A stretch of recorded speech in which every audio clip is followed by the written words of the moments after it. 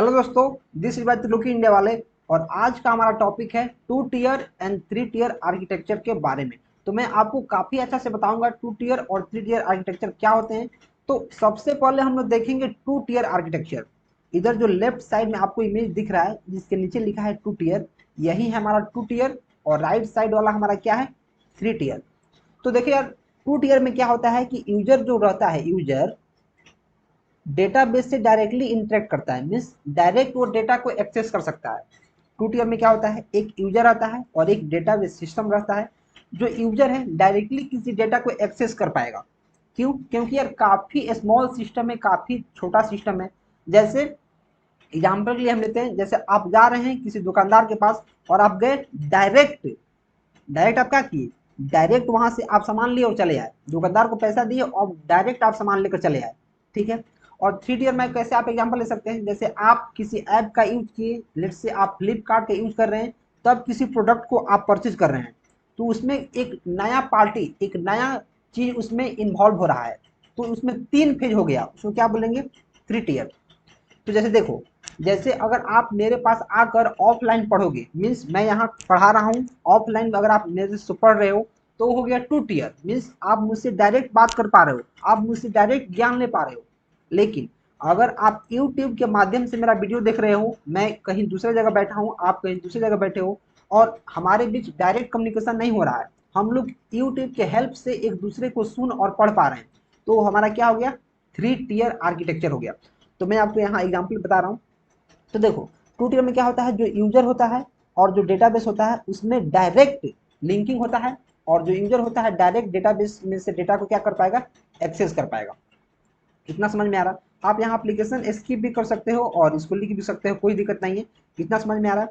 क्योंकि ये बहुत स्मॉल स्केल पर यूज होता है, तो इसको इसका एडवांटेज बहुत ज़्यादा है। एडवांटेज का क्या है कि हम इसको काफ़ी आसानी से यूज कर मेंटेन कर पाएंगे, और यूज तो कर ही पाएंगे, मेंटेनेंस। इसका एडवांटेज क्या है, मेंटेनेंस। और इसके अलावा ये काफ़ी फास्ट काम करता है, फास्ट। क्यों? क्योंकि यार मैं आपके साथ ही हूँ, मैं आपके साथ पढ़ा रहा हूँ, तो जो भी मैं बताऊंगा आपके पास काफ़ी अच्छा से पहुंचेगा, और कोई भी आपका अगर डाउट भी होगा तो आप मेरे से उसी समय क्लियर कर पाएंगे।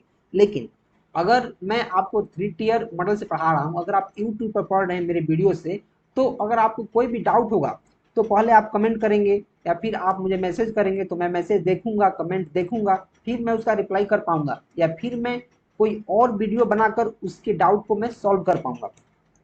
तो 2 टियर में क्या होता है, इसका मेंटेनेंस काफ़ी अच्छा से कर पाते हैं। क्यों? क्योंकि यार सिस्टम काफ़ी छोटा है, डेटाबेस और यूजर के बीच का रिलेशन है, तो मेंटेनेंस काफ़ी आसान है और काफ़ी फास्ट काम करता है। डिसएडवांटेज इसका क्या है, डिसएडवांटेज इसका यही है कि लार्ज स्केल पर इसको यूज नहीं कर पाएंगे, not use in large scale. और ये ज़्यादा सिक्योर नहीं है, ज़्यादा सिक्योर नहीं है। क्यों? क्योंकि यार यहाँ डेटाबेस रखा हुआ है, यहाँ यूजर है, कोई अनऑथराइज्ड यूजर भी आएगा डेटा को चुरा ले जाएगा, तो ज़्यादा सिक्योर ये नहीं है। समझ में आ रहा है? 2 टियर में क्या होता है, 2 फेज इन्वॉल्व होता है, एक यूजर एक डेटाबेस। यूजर जो होता है डेटाबेस में से डेटा को काफ़ी आसानी से और जल्दी डेटा को एक्सेस कर सकता है। ठीक है, ये हमारा रहा 2 टियर। अभी हम लोग देखने वाले हैं 3 टियर। देखो, 3 टियर काफ़ी आसान है, इसी की तरह है, इसमें थोड़ा सा एक पेज बढ़ गया है।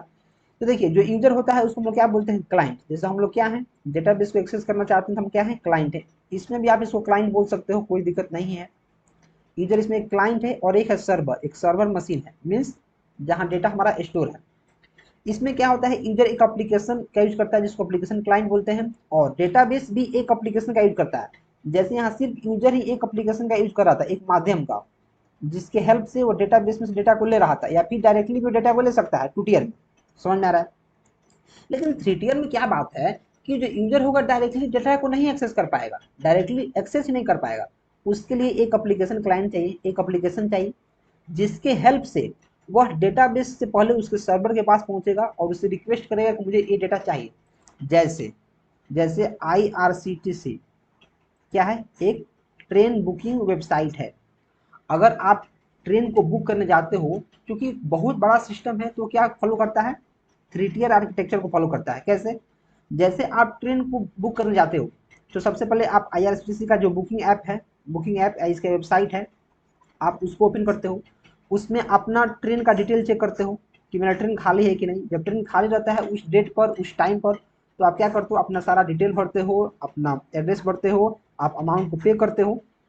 तो आप इस ऐप का यूज कर रहे हो, मीन्स आप क्लाइंट हो, आप यूजर हो, आपने IRCTC ऐप का यूज किया।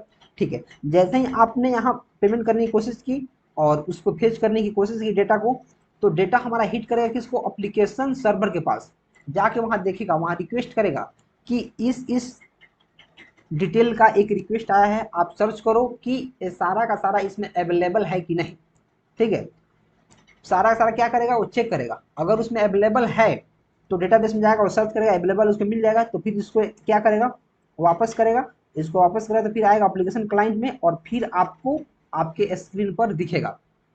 ठीक है, कैसे हो रहा है, आपने क्या किया, IRCTC का हेल्प करके आप बुक करने की कोशिश कर रहे हैं। आपने पहले ट्रेन को चेक किया, तो ट्रेन आपका चेक होगा कि हाँ आपका ट्रेन में सीट खाली है, तो फिर अपना एड्रेस आप भरे, अपना नाम भरे, अपना अमाउंट पेमेंट किए। जैसे आप अमाउंट पेमेंट करने की कोशिश करेंगे तो डेटाबेस के एप्लीकेशन सर्वर के पास जाएगा, रिक्वेस्ट वहाँ चेक करेगा डेटाबेस में कि जो बाबू रिक्वेस्ट किया है वो पहले से अवेलेबल है कि नहीं, और डेटाबेस में हमारा प्रेजेंट भी है कि नहीं।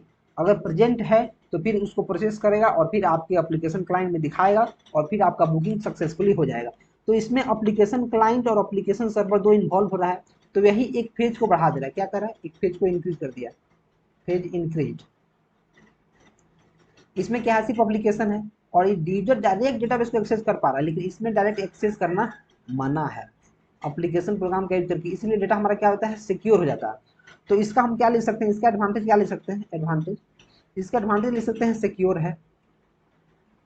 क्यों सिक्योर है, क्योंकि यार यहाँ एप्लीकेशन क्लाइंट और एप्लीकेशन सर्वर का यूज हो रहा है। ठीक है, और यह लार्ज प्रोजेक्ट में यूज होता है, तो क्या लिखेंगे, यूज इन लार्ज प्रोजेक्ट।